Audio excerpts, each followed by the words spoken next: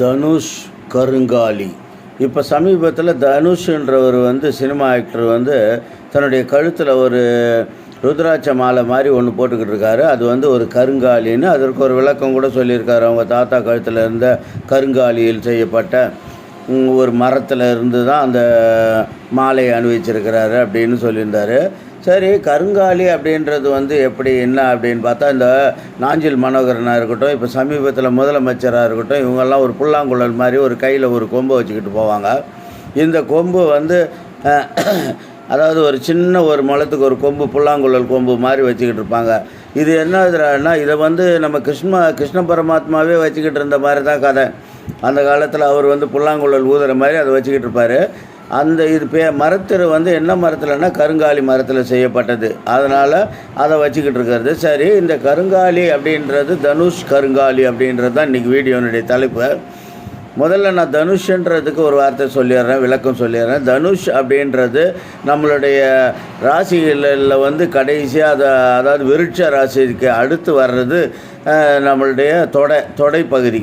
விருட்சம்னா எல்லாருக்கும் தெரியும், ஆண்குறி பெண்குறி இருக்கிற இடத்த தாண்டி வருது. அதனால் அது அந்த இடம் வருவது தனுஷ்ன்றது தொடையை குறிக்குது. தனுஷ்ன்றது வானவில்லை குறிக்குது. தனுஷ்ன்றது வீரத்தை குறிக்குது. ஆக இந்த தனுஷ்ன்றது பிறப்பின் அடிப்படையில் விருட்ச ராசிக்கு பின்னால் வரும்போது தனுஷ்ன்ற ஒருத்தன் தன்னுடைய வீரத்தை காட்டணுன்னா தொடையை தட்டுவான் அப்படின்றது தான். அதனால தான் ராமனுக்கு வில்லை கொடுத்துருக்குறாங்க அப்படின்றது. அது வில்லாதி வில்லன் அப்படின்றது கணக்கு. வில்லுன்றது வில் பவர் அப்படின்ற மாதிரி தான், ஒரு செய்யக்கூடிய திறமை அப்படின்னு வச்சுக்கோங்களேன்.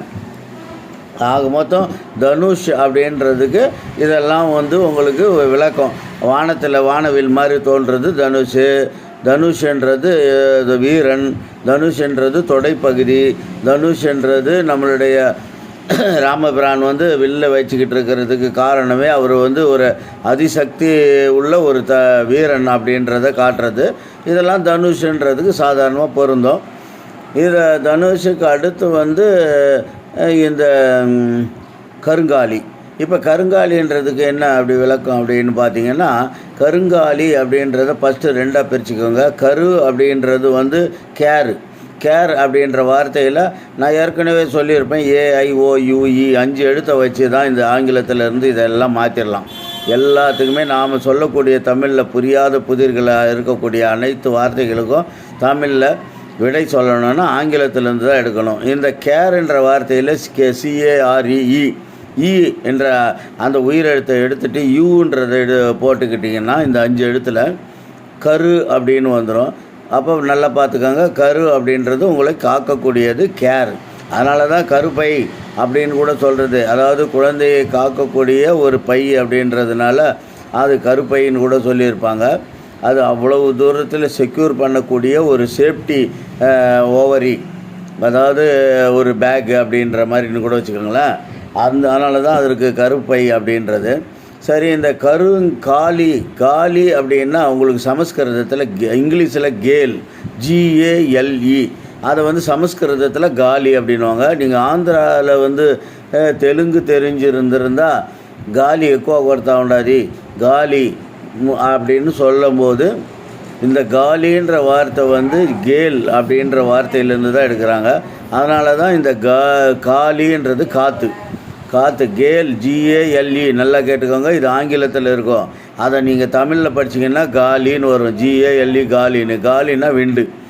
இப்போ இந்த காற்று கருப்புன்னு சொல்லுவாங்க இல்லையா, உங்களுக்கு ஏதாவது துஷ்ட சக்திகள் ஏதாவது நீங்கள் வெளியே போகிறப்ப இந்த காற்று அப்படின்ற காலி GALE காலி, அது ஆங்கிலத்தில் கேல். நல்லா குறிப்பை வச்சுக்கோங்க.